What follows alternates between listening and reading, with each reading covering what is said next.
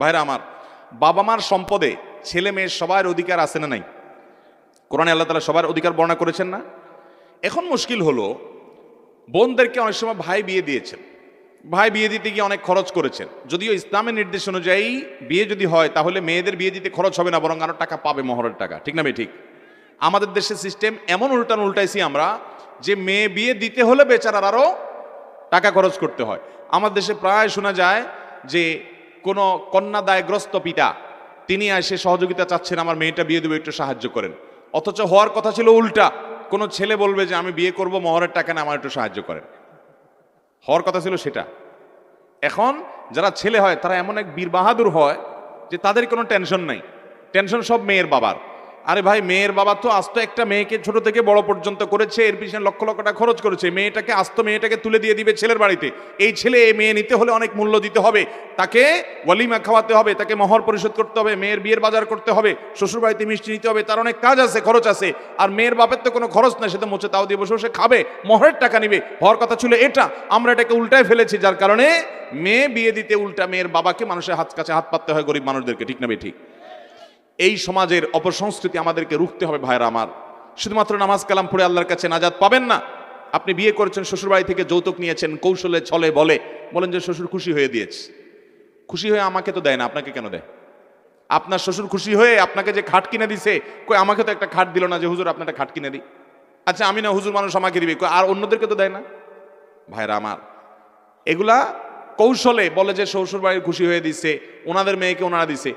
অনেক ছোট লোক আছে, মেয়ের বাপরে বলে আমাদের কিছু দেওয়ার দরকার নাই, আপনার মেয়েকে আপনি খুশি হয়ে যা দেন। বলে কি বলে না? আপনার মেয়েকে আপনি খুশি হয়ে যা দেন। আরে ভাই, আমার মেয়েকে আমি খুশি হয়ে কি দেব কি দেব না, তোমার মাথা ব্যথা কেন এটা নিয়ে? লক্ষণ খারাপ। যে সমস্ত অমানুষ, যে সমস্ত ছোট লোক, অনেক নামাজি কালায় মানুষ আছে, এই লম্বা দাড়ি, মাথায় টুপি আছে, ভালো করে শুনে রাখেন। অনেক মহিলা আছে, বৃদ্ধ মহিলা আছে, অনেক চাচিরা আছেন, কোরআন তেলাওয়াত করে, তাহাজ্জুদ পড়ে, তসবিহ হাতের থেকে রাখে না, সব ভালো কাজ করে, তার ভালো কাজগুলো প্রশংসার যোগ্য, ঠিক আছে। বাট ওই যে বৌমারে খোঁচা, এখন বলে মা তোমার আব্বারে বলো, তোমারে তো থাকবে এগুলা, স্বর্ণগয়না দিলে এগুলো কি আমরা নেব? আমরা তো দুনিয়া থেকে চলে যাবো, সব তো তোমাদেরই থাকবে। এই যে কৌশলে মেয়ের বাপের বাড়ি থেকে জিনিসপত্র আদায় করা, এটা হারাম। এটা কি? হারাম। আপনি নামাজ কালাম পড়েন, দাড়ি রাখেন, টুপি লাগান, বোরকা পরেন, কোরআন তেলাওয়াত করেন, নামাজ কালাম পড়েন, আপনি জানেন না এটা হারাম। যৌতুক নেওয়া হালাল না হারাম? মেয়ের বাবা যদি মেয়েকে খুশি হয়ে কিছু দিতে চায়, এটা তার ব্যাপার। আপনি যদি কৌশলে খোঁচাখুচি করেন, বেশিরভাগ পরিবারে খোঁচাখুচি করে, আশেপাশে মহিলারা বলে তো বৌমা বাবার বাড়ি থেকে তোমার কি দিছে? তোমার বাপেরা কিছু দেয় নাই? আরে, আবার অনেক ছোট লোক আছে, মেয়েদেরকে কতভাবে কষ্ট দেয়, বলে যে তোমার বাপ ভাইরা একটু ফোনও দেয় না, আরে একটু আসেও না, তারা খোঁজ খবরও নেয় না।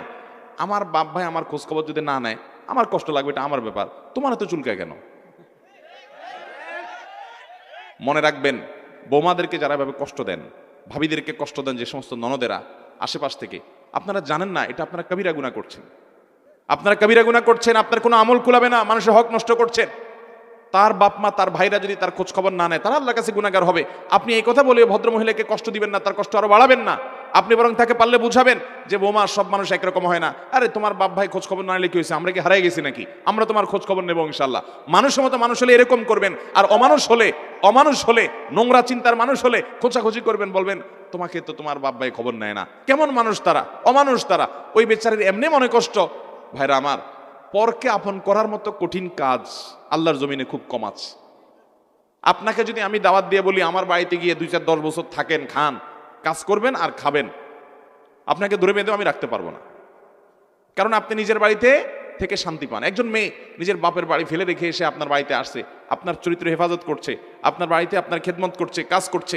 ভাইরা আমার, বউরা যে সার্ভিস দেয়, আপনি যদি একটু নিজের বিবেককে জিজ্ঞাসা করেন, আরে আমি এটা উপমা দিচ্ছি শুধু বোঝার জন্য, আদার্স নিয়েন না বা ছোট করার জন্য না আমার বোনদেরকে।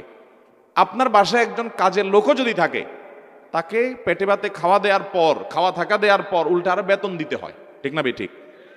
আপনার বউ আপনার যত সার্ভিস দিচ্ছে, আরে আপনার যে চরিত্রটা হেফাজত করছে, এটার মূল্য আপনি কিছু দিয়ে পরিশোধ করতে পারবেন কিনা? এরপরে আপনার বাসায় 24 ঘন্টা সে থাকছে, আপনার ছেলে মেয়েগুলো মানুষ করছে, তাদেরকে দুধ দিচ্ছে, দুধ পান করাচ্ছে, তাদেরকে গর্ভে ধারণ করছে, আপনার কাজ কাম করে দিচ্ছে, আপনার হেল্প করছে, আপনার মেন্টাল রিফ্রেশমেন্টের মাধ্যম হচ্ছে, আপনাকে প্রশান্তি দিচ্ছে যে আপনি বাহিরে নিরিবিলি কাজ করতে পারছেন, এত কিছু করছে। আরে আপনি যদি এটার বিনিময় দেন তাহলে প্রতি মাসে বেতন দিয়েও তো কুলাতে পারবেন না, সেখানে বেতন তো নাই, একটু থাকে খায় বেচারি, এরপরে আবার তাকে খোঁচাখুচি করেন।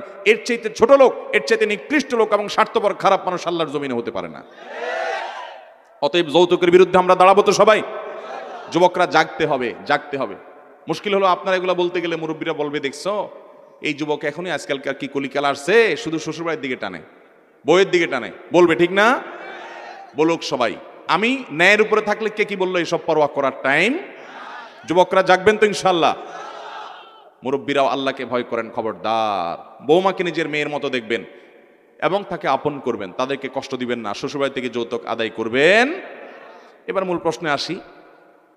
দুঃখজনক সেজন্য কথাগুলো বললাম যে ভাই বোনকে বিয়ে দিতে অনেক টাকা পয়সা খরচ করা লাগে। ইন্ডিয়ানদের মধ্যে, ইন্ডিয়ান কোনো এলাকাতে অনেক এই অভ্যাসটা, এই আপনার বদ অভ্যাসটা এবং এই বদ কালচারটা অনেক শক্তভাবে গেঁথে আছে, গেড়ে আছে। কেরালা রাজ্যের যে সমস্ত ইন্ডিয়ানরা আছে, মধ্যপ্রাচ্য প্রবাসী ভাইরা বলতে পারবেন, তাদের কোনো মেয়ে হয়েছে তো বস, তাদের লাইফ শেষ। পারলে মেয়ের শরীর ওজন পরিমাণ স্বর্ণ দেওয়া লাগে, এমন একটা অবস্থা। এই নোংরা কালচার কোনো মুসলমানদের সমাজে হতে পারে?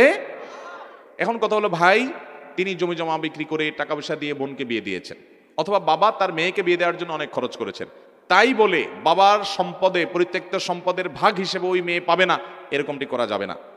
কেন যাবে না? ভালো করে বুঝেন। একজন বাবার আল্লাহ তাআলা 3টা সন্তান দিচ্ছেন, 3টা ছেলে দিয়েছেন। একটা ছেলের শরীরে এমন একটা রোগ হয়েছে, যেই রোগের কারণে লক্ষ লক্ষ টাকা খরচ হয়ে গেছে, তাই বলে সে কি সম্পদ পাবে না বাবা মারা যাওয়ার পরে? রোগ বালাই বা প্রয়োজনে খরচ করতে হয়, নিরুপায় হয়ে খরচ করা ছাড়া উপায় নাই। সন্তানদের জন্য যেরকম কোনো খরচ করা লাগে, তাহলে এটা বাবার সম্পদ থেকে করতে হবে, এটা বাবার উপরে কর্তব্য। বাবা মারা গেলে বড় ভাই থাকলে তাদের উপর এটা কর্তব্য, তারা তাদের কর্তব্য পালন করেছেন। বিনিময়ে আল্লাহর কাছ থেকে পুরস্কার পাবেন, একটা টাকাও নষ্ট হবে না, সবগুলোর বিনিময়ে আল্লাহ তাআলা বুঝাই দিবেন। বিধা মন খারাপের কিছু নাই। আপনি এই কথা বলে টাকা কাটাকাটি করতে পারবেন না যে আমি তো বোনকে বিয়ে দিচ্ছি যৌতুক দিয়ে বা টাকা পয়সা খরচ করে, অতএব তাদেরকে বাবার সম্পদের ভাগ দেবো না বা ওইটা মাইনাস করে ভাগ দেবো। নো, এটা করতে পারবেন না। কারণ ওই যে একটা ছেলের অসুখ হলে তাকে যে সম্পদ থেকে বঞ্চিত করবেন সে সুযোগ নাই, তার জন্য যে খরচ করেছেন, তার অসুখ হয়েছে সেজন্য করেছেন, কিন্তু তাই বলে ওইটা কাটাকাটি করা যাবে, সম্পদের ভাগ ঠিকই দিতে হবে। তবে হ্যাঁ, বোনদের মধ্যে এই মানবতা থাকা উচিত যে আমার ভাই, তার হয়তো আমার কিছু নাই, যা আছে সেখান থেকে আমার জন্য সব খরচ করছে, এখন আবার বাবার সম্পদে আমি যদি সমান ভাগ তার কাছ থেকে পুরোটা নিতে চাই, তাহলে ভাই কষ্টে পড়বে। আল্লাহ হয়তো আমাকে একটু ভালো রেখেছেন, তখন বোনদের মানবিক দায়িত্ব, ঠিক আছে বাবার সম্পদে আমার এতটুকু পাওনা হয়েছে, কিন্তু ভাই আপনি যা করছেন সেটা তো আমি কখনো শোধ করতে পারবো না, আমি এখান থেকে খুশি হয়ে আপনাকে এতটুকু ছেড়ে দিলাম, অথবা আমি এটা নিলাম না, বা আমি এতটুকু নিলাম বাকিটা আপনাকে দিয়ে দিলাম। এটুকু বোনদের খেয়াল করা উচিত। বোনরা অনেক সময় এগুলো খেয়াল করেন না। অনেক ভাইরা আছেন খাটতে খাটতে খাটতে খাটতে শেষ। একটা কথা আছে বাংলায়, উপকারী গাছের ছাল থাকে না। উপকারী গাছের, যেসব ভাইরা অমানুষ তারা অমানুষই থাকে, আর যারা মানুষ ভাই বোনদের জন্য, সংসারের জন্য জীবন শেষ করে ফেলায়, ভাই বোনরা পর্যন্ত তাদের দিকে একটু মায়াটাও, তারা মন খারাপ করবেন না ভাইরা, কেউ মায়া করার দরকার নেই। আপনার প্রতিটি ভালো কাজের বিনিময় আহকামুল হাকিমিন দিবেন, চুল পরিমাণ আপনার কোনো পরিশ্রম বৃথা যাবে না। যদি আপনি আল্লাহকে খুশি করার জন্য দেন, মানুষের কাছে কোনো ফিডব্যাক আশা করবেন না। আল্লাহ নিককার মান্দাদের প্রশংসা করতে গিয়ে সূরা দাহরে বলেছেন, ওয়া ইউতঈমুনা আত-তাআমা আলা হুব্বিহি মিসকিনা ওয়া ইয়াতীমা ওয়া আসীরা ইন্নামা নুতঈমুকুম লিওয়াজহিল্লাহ লা নুরিদু মিনকুম জাযাআও ওয়ালা শুকুরা। আল্লাহ নিককার বান্দারা মানুষের উপকার করে বলে কি, তোমাদের কাছ থেকে থ্যাঙ্কসও আশা করি না, আমাকে থ্যাংক ইউ বলার দরকার নাই, আমি যেটুকু ভালো কাজ করেছি কার জন্য করেছি, অতএব তিনি আমাকে থ্যাঙ্কস দিলেই চলবে, তোমাদের কাছ থেকে কিচ্ছু আসে নাই। অতএব তারা সেই কথা মাথায় রেখে, ভাই বোন আপনার কৃতিত্বের স্বীকৃতি দেয় না, কোনো দরকার নাই, আল্লাহর প্রতি ভরসা করবেন ইনশাআল্লাহ।